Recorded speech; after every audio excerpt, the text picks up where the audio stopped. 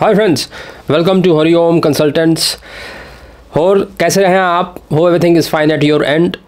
Zoom meetings हो रही हैं, आप सबका भला भी हो रहा है, हमारा भी भला हो रहा है, तो बने रहिए। अगर आपका कोई भी केस डिस्कशन है आपको करना है किसी भी वीज़ा से related, and you can contact us for your profile discussion.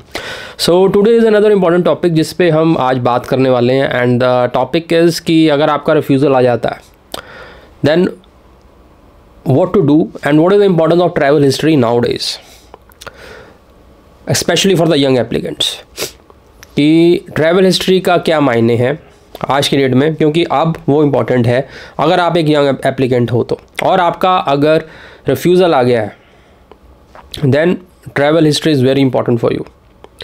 तो यही हम डिस्कस करने वाले हैं आज में। What is the importance, how you can make it impactful. अगर आपका रिफ्यूज़ल आ गया तो कैसे आपने उसको आगे मूव करना है, व्हाट टू डू नेक्स्ट, और ट्रैवल हिस्ट्री को फोकस में लिया जाएगा, because that is the one tool which you can utilise, जो आप यूटिलाइज़ कर सकते हो ट्रैवल हिस्ट्री बना के, ताकि आपका प्रोफाइल का जो गड़बड़ हो गई है पहली रिफ्यूज़ल से उसको कुछ कर। एक this is one of the part, वो बता रहा हूँ ना कि एक चीज़ पे कभी डिपेंड नहीं होता। अब मैं ट्रैवल हिस्ट्री के ऊपर फोकस कर रहा हूँ इस वीडियो में, इसका मतलब ये नहीं है कि आप सब ट्रैवल हिस्ट्री को एक मेन पॉइंट मान के उसको मेंटेन कर लें, बाकी सब चीज़ें देखें नहीं। हमेशा हम बताते हैं पिछले वीडियोस में ओवरऑल सब कुछ देखा जाता है एंड कंक्लूजन निकाला जाता है सब कुछ देख के। उसमें से वन ऑफ द पार्ट ये है ट्रैवल हिस्ट्री। अगर आपका रिफ्यूज़ल आया है पहली बार और पीछे कोई हिस्ट्री नहीं है तो इसी में डिस्कस करेंगे, पूरा वीडियो तक जरूर देखें। अगर आपको कोई क्वेश्चन है, क्वेरी है, you can ask in the comments, और if you want to really discuss in detail, वो फ़ोन वगैरह पे या कमेंट्स में नहीं होता है, उसके लिए आपको जूम स्लॉट हमारे साथ बुक करना पड़ेगा। नंबर फ्लैश होते रहते हैं, हमारे ऊपर बैनर पे भी नंबर है, हमारे हर एक वीडियो के डिस्क्रिप्शन में भी नंबर रहता है, उस पर व्हाट्सएप करें, you will get the detail. ठीक है, तो स्टार्ट करते हैं आज के वीडियो। और लाइक शेयर सब्सक्राइब अभी तक नहीं किया तो ज़रूर कर दें, because we make this kind of content कि आप एजुकेट हों रिगार्डिंग वीज़ाज़। ठीक है, सो स्टार्ट करते हैं आज का वीडियो। तो फ्रेंड्स, अगर आप एक यंग एप्लीकेंट हो, यंग एप्लीकेंट किसको कहा जाता है? 18 से ऊपर और 40 से नीचे, 45 इवन आई टेक। ठीक है, तो ये जो एप्लीकेंट्स हैं इनको यंग एप्लीकेंट की ब्रैकेट में रखा जाता है। हाई रिस्क वाले जो बिलो 30 हैं, बाकी 30 to 45 भी यंग एप्लीकेंट्स के ब्रैकेट में आते हैं। तो इनमें से भी अगर आप किसी में भी आपका फॉल करता है एज ग्रुप और आपका पहली बार रिफ्यूज़ल आ चुका है, देन सी योर पासपोर्ट। अगर आपके पास ट्रैवल हिस्ट्री नहीं है तो दोबारा अप्लाई करने से पहले, मार्क माय वर्ड्स, दोबारा अप्लाई करने से पहले ज़रूर अपने पासपोर्ट पे हिस्ट्री बना लें।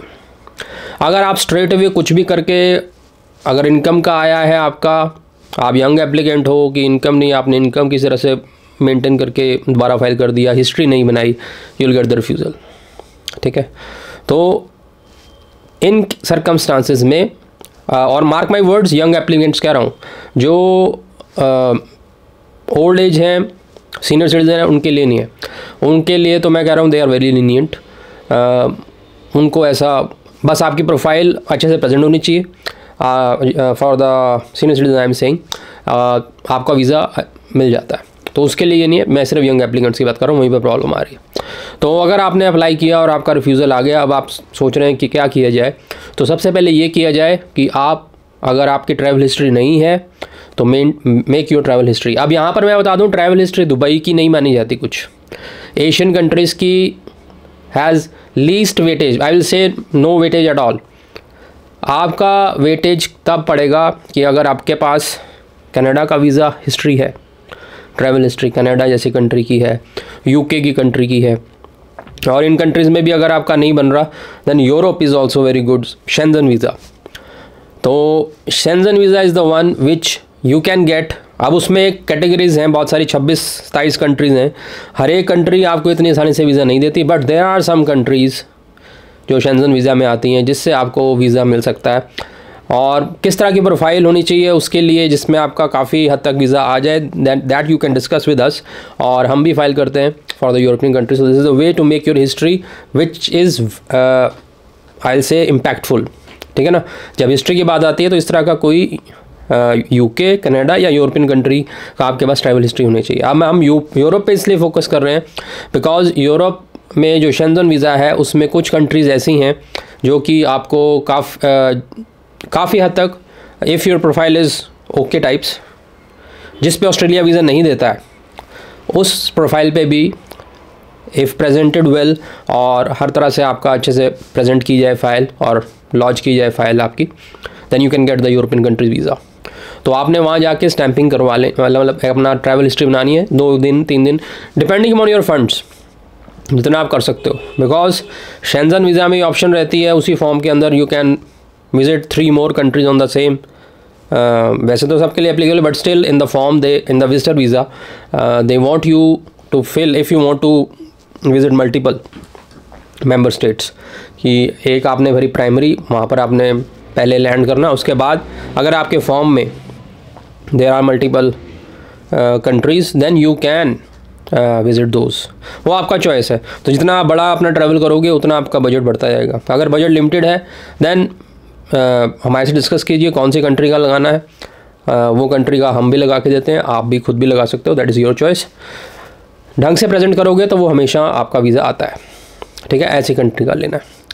अब only problem in this Shenzhen visa is appointment की। जो अच्छी कंट्री होती है उसको अपॉइंटमेंट बहुत मुश्किल से मिलता है, तो वो आपको वर्कआउट करना पड़ेगा। तो सबसे पहले तो आप केस डिस्कस कीजिए, जूम मीटिंग आपके सामने हो रही है and it is the paid one. मैं आपको बार बार बता रहा हूँ, this is the paid one, free में कुछ नहीं मिलता। 500 plus GST, so we are fully registered recognise, तो GST हमें भरना पड़ता है। तो 500 plus 90 rupees, 590 rupees the charge, ठीक है। तो वो मैं आप यहाँ पे पहले ही अनाउंस आपको कर दिया। व्हाट्सएप पे आप करेंगे QR code and other modes, जितने भी ऑप्शन अवेलेबल है हमारे पास SBI कलेक्ट का भी ऑप्शन है जिसमें you can use multiple thing. आपके पास क्रेडिट कार्ड है, you can utilise credit card, you can use net banking. तो SBI कलेक्ट का हमारा कोलैबोरेशन है स्टेट बैंक ऑफ इंडिया के साथ, हमारा पोर्टल है, उसका लिंक भी शेयर कर दिया जाएगा। If you don't want to use UPI is the easiest. बाकी आप दूसरे मोड्स यूज़ करना चाहते हैं then you can use that, we have access to all of those, ठीक है। वो हम शेयर कर देंगे if you want us to, ठीक है जी। तो किसका वीज़ा लगा, आपने क्या करना है, पहला स्टेप आपको क्लियर हो गया होगा। अगर आपका रिफ्यूज़ल आता है तो एकदम सेम स्ट्रीम में, पहले भी मैंने आपको बताया था, आपने सेम स्ट्रीम में दोबारा अप्लाई नहीं करना है। सेम स्ट्रीम में आपको 3-4 महीने का गैप डालना है और इन 3-4 महीने में आपने शेंजन वीज़ा ले लेना है अकॉर्डिंग टू जो हम आपको रिकमेंड करेंगे। और जो हम आपको रिकमेंड करेंगे कंट्रीज़, उसका 15 से 20 दिन में आपके पास वीज़ा आ जाएगा। तो आपका रिफ्यूज़ल आया, आपकी हिस्ट्री नहीं है, you are a young applicant, after according to your time and जैसे भी आपका है प्लान, उसके हिसाब से आप शेंजन वीज़ा के लिए अप्लाई करें आफ्टर द रिफ्यूज़ल। अगर थोड़ा गैप डालना चाहते हो, जल्दी नहीं है, थोड़ी देर बाद कर दो, उसमें कोई इशू नहीं है, जब मर्जी आप कर सकते हो। Once you apply you will get within 15 to 20 days you will get the visa. आपने डेट्स प्लान करनी है, इस तरह से प्लान करनी है कि आपका ऑस्ट्रेलिया जब आपने दोबारा अप्लाई करना है उसमें 2-3 महीने हो जाए। मतलब आज आपका अगर रिफ्यूज़ल आया है तो 1 महीने के गैप के बाद मिडल में आप अपना यूरोप का प्लान करो ट्रिप और फिर वहाँ से वापस आइए, ठीक है। And then if you have the funds then also apply for the UK visa. UK visa आप अप्लाई कर दें, उसमें जाना नहीं है आपने, ठीक है। तो this is the way to maintain your profile और आपका दिखाने के लिए। तो फिर ये जो 2-3 महीने हो जाएंगे, इसमें आपका एक ट्रैवल हिस्ट्री क्रिएट हो जाएगी। अगर आपने मल्टीपल मेंबर स्टेट्स किए हैं तो हर एक का वहाँ पर आ जाएगा। मैं इटली भी गया हूँ, मैं यहाँ पर भी गया हूँ, अगर एक गया हो तो एक। It depends on your funds, जितना आप करना चाहते हैं उतना आप ट्रैवल कीजिए यूरोप में और उसकी हिस्ट्री बनाइए।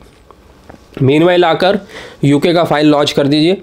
अगर UK also if you have good profile you will also get that visa to.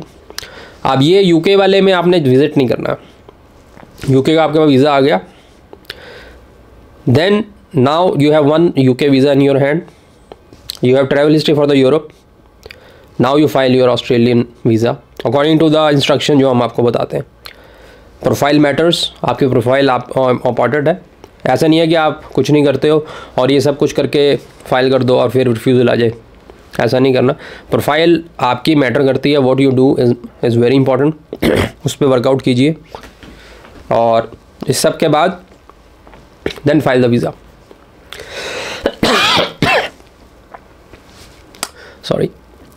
तो इस तरह से जब आप मूव आउट करेंगे, इस तरह से जब प्लानिंग करेंगे, then you will get visa accordingly, because आपके चांसेस बहुत बढ़ जाएंगे। क्योंकि जो कमी उनको नज़र आती है ना, मोस्टली यंग एप्लीकेंट्स में, वो लिखते हैं कि यू वोंट कम बैक, और वो इसलिए लिखा जाता है कि आपकी ट्रैवल हिस्ट्री नहीं होती है।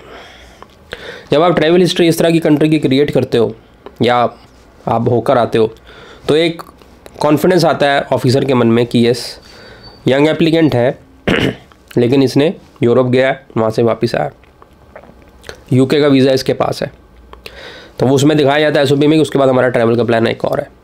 ठीक है, तो इन सब में फ़ंड्स का बहुत इंपॉर्टेंस है। अगर आपके पास फंड्स ही लिमिटेड है, then I won't suggest you to do this. अगर आपके पास फंड्स की अवेलेबिलिटी है and your main goal is to visit Australia no matter how, तो this is the way.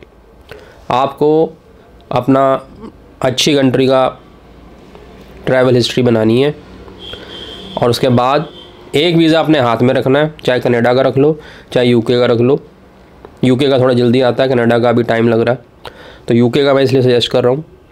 UK का अपने हाथ में रख लें, वो आपके हाथ में आ गया वीज़ा, विज़िट नहीं करना है आपने, अपने पास रखना है, वहाँ शो करना है कि yes I have UK visa with me and I have plans to visit UK also after the Australian visit. ठीक है, तो इस तरह से सारी स्टोरी बनती है जो मैंने आपको बताया। This is one of the वे। अब इसमें आप बोलेंगे 100% आ जाएगा, 100% कोई नहीं बोलता, मैं भी नहीं बोलूँगा, बिकॉज वीज़ा हमने नहीं देना, वीज़ा एम्बेसी नहीं देना है, और एम्बेसी क्या सब कुछ देखती है और फिर निचोड़ निकालती है। बट इस तरह से चलेंगे तो आपका चांसेस, आपकी वेटेज प्रोफाइल में बहुत अच्छे से बढ़ जाएगी। जो उनको शक रहता है ना उनके दिमाग में, यू वोंट कम बैक, वो उनका काफ़ी हद तक इस तरह से निकल सकता है। तो आप अपनी प्रोफाइल हमारे से विज़िट करवाएं, आप चेक करवा सकते हैं, डॉक्यूमेंट चेक करा सकते हैं, and you can ask for the consultation कि कैसे हमने कौन सा वीज़ा किस कंट्री का लगाना है, and that all we discuss in the meetings. ठीक है, उसमें हम एक एक चीज़ यहाँ पर नहीं बता सकते। So this is the way, one of the way to handle this refusal. तो रिफ्यूज़ल से घबराए मत। पहली बात, रिफ्यूज़ल आया है तो उसको आपने समझना है, और उसको आगे जो वो चीज़ चाह रहे हैं वो आपने दिखानी है, जेन्युइनली दिखानी है, वो बोगस काम नहीं करना। ठीक है, वो करेंगे, जेन्युइनली दिखाएंगे, then you have good chance. तो होप आपको बात समझ आ गई होगी। बाकी नंबर्स फ्लैश हो रहे हैं आपके, you can consult us, and visa filing भी हम करते हैं, it's your choice. So thank you very much, bye bye.